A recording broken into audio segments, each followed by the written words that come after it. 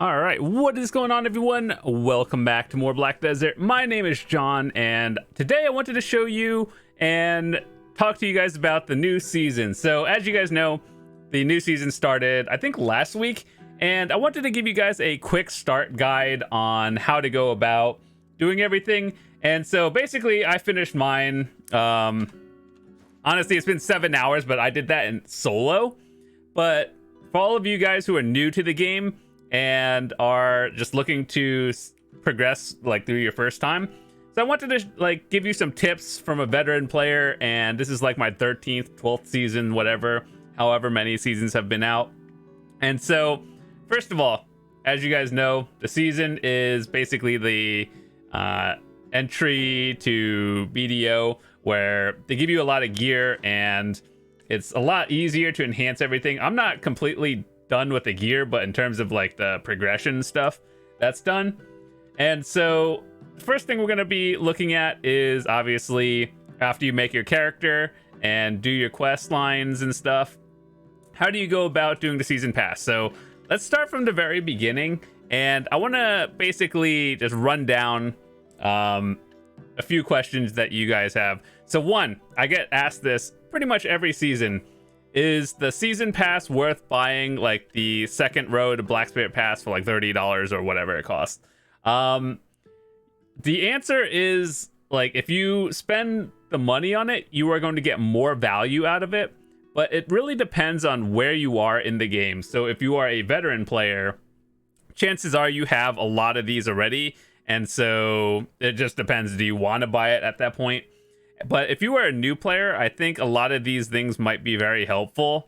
So it just depends, like, do you have the money to buy it, and or how far are you into the game? So first of all, let's go down the list of quests. This one is just like basically leveling up, the entry level. So gearing in this game is, when you first start out, you're going to get Naru gear, which is basically the one before Tuvala. You use these beginner blackstones to weapon and armors to get those to pen. Once you get those to pen, you could convert them into Tuvala, which is like the yellow tier. And that is basically going to be the gear you use throughout the entire season. Once you get it to pen and graduate, that's when you turn it into boss gear and stuff. So like these are Naru, and then you turn those into Tuvala. So let's see, what else? Going down the list of what to do. So up until like the halfway point, this is like level 50, we basically just level up.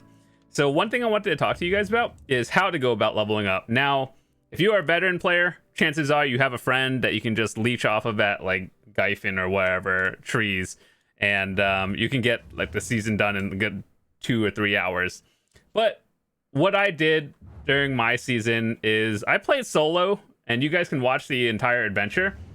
And so like you start off at Western Guard Camp, and then from Western Guard Camp, the beginning to like level 15 or so, you're going to be doing a little bit of questing until you get to Velia.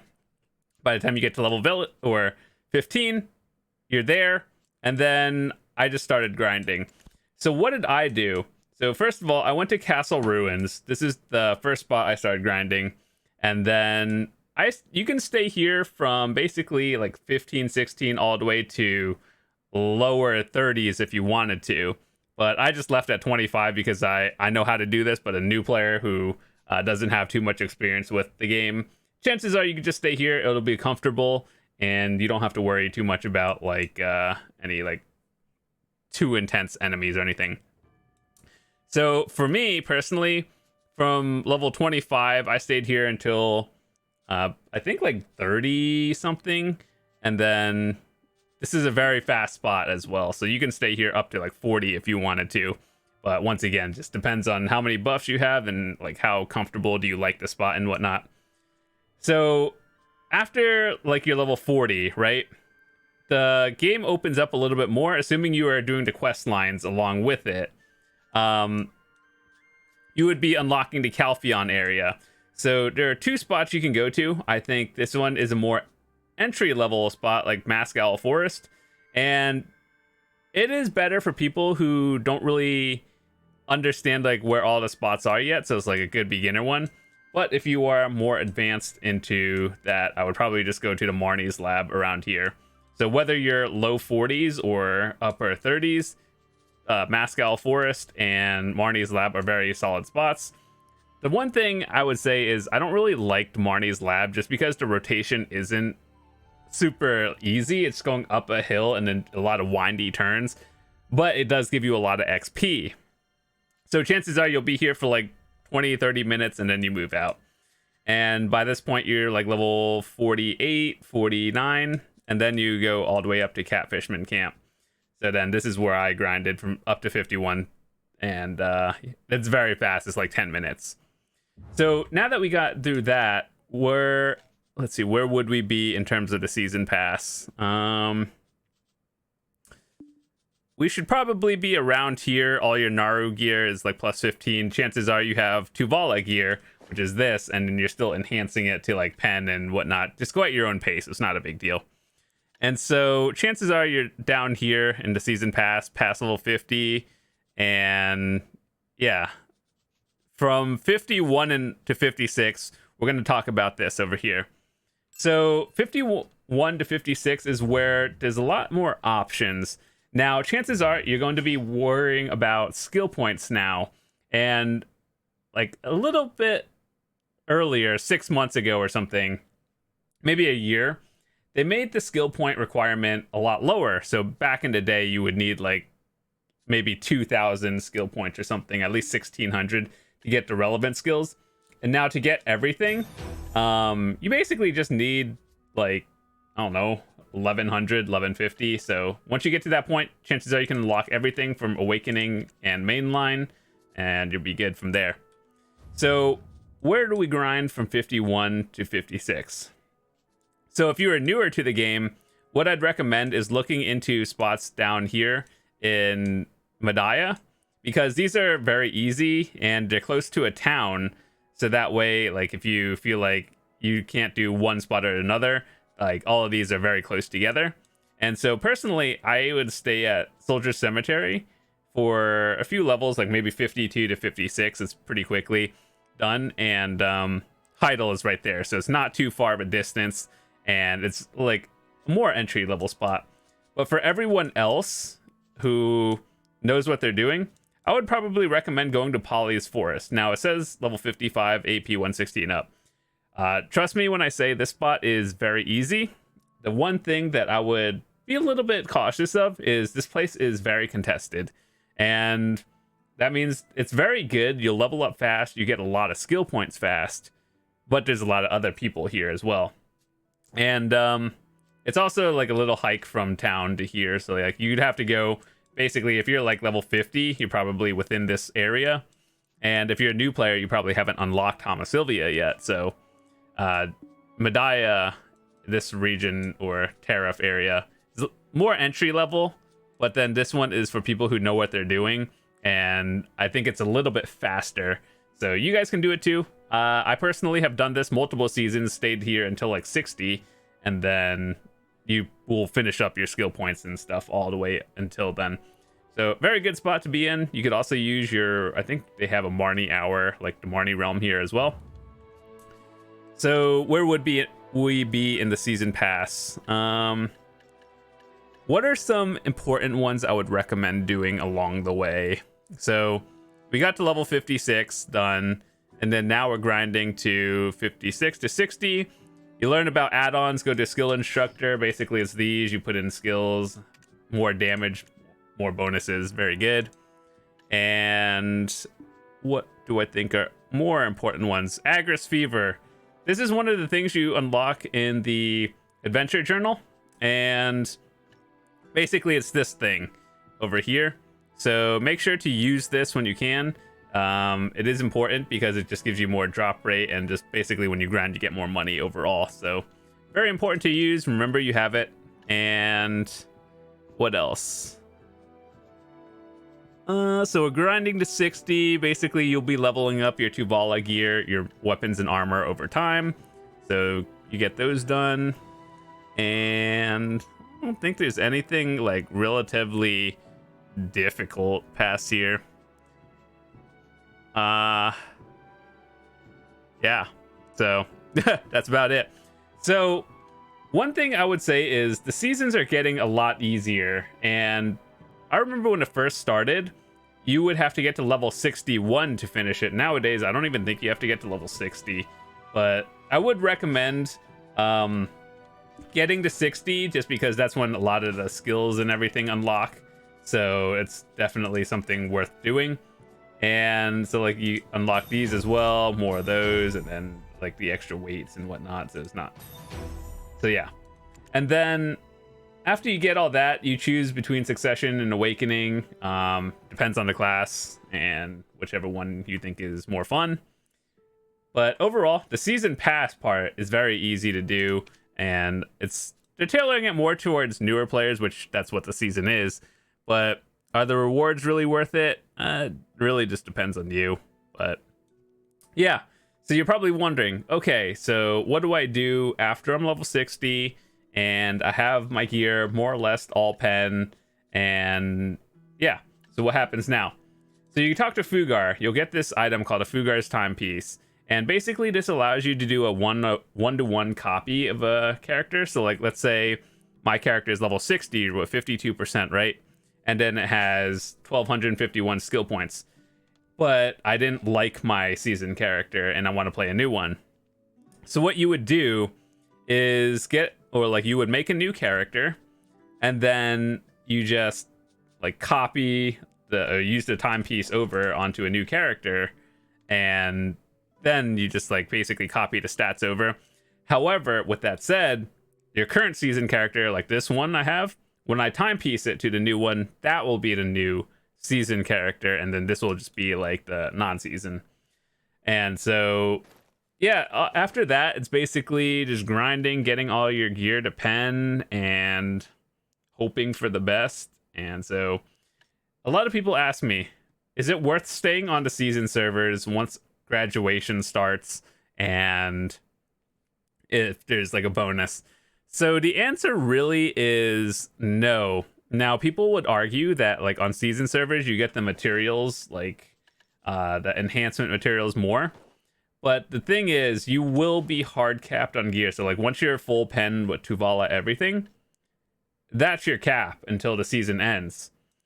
But when you graduate your season, you start getting actual boss gear, like that's a bad example, like these things. So then the gear exactly is the same. So when you graduate, you turn your Tuvala armors and like all of them and weapons to like actual boss gear. And so after that, all your gear is upgradable, and then you can start doing like the Jatina stuff and everything to get your pen weapons and progress further from there. But then as your AP goes up, you're probably like, okay, so what do I do now that there's nothing telling me what to do? So if you are a grinder, what I would do is I would look at all of these spots. So it's the monster zone info. And we have a separate video basically talking about or just looking at every single spot. And I actually did a pretty thorough check of a lot of these spots. And I would say they're pretty accurate in terms of like the recommendations that the game gives itself, like the AP and DP requirements. So most of these I would say are pretty accurate, like 99% of them. And the ones that I think were a little bit sketch are the higher end spots where you are basically like an endgame player. And by that point, you already know how to play the game, so you'll know. And there's a lot of things to go for, like, where are they? On my other character, we have infinite potions. So these are something I would recommend to all people to get. And this is something I would also recommend people to get on seasoned characters. So these two items are infinite potions, as people call them. The infinite health potion, infinite mana potion. Basically, you have this and you never have to buy another one from the vendor again. It's really nice. So the reason why I would recommend doing it on the season servers is because you are probably going to be in this area when you finish, and also you are going to be within this AP range, and like 240-ish AP, and going down here into Dubinkrun, which is like 210, slightly easier Dubinkrun than Kama Sylvia. But it gives you a place to grind. And considering there could be other people, generally, if you are like on the non-season servers, you can fight people more geared than you. But like, honestly, I think it's pretty chill nowadays. You can find an open spot. But doing things on season is a lot easier because, let me tell you, so I did these a little bit late, but one tip from me to you is when you do it early, you're actually grinding spots that are like more close to your level, and then you feel like you're not wasting any time. But if you were like 300 AP doing these spots, you can definitely grind higher end spots and make more silver an hour. And so it kind of feels bad doing it later, right? So doing it early on and just getting it done is always good, along with, you know, just getting seasonal like upgrade materials along the way.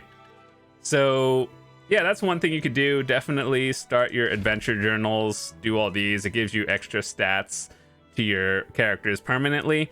So basically these adventure journals are a one-time completion. And when you do that, it gives you like AP and DP, extra AP, HP stats bonus. And so this will help you with like the future seasons. For example, let's say you start the game like your second character, right? You know how like the first time you started with 0 AP. If you do all of these, the next season you'll start with 8 AP. So you basically have an advantage over like newer players, and that's always a bonus. So definitely do these when you have time.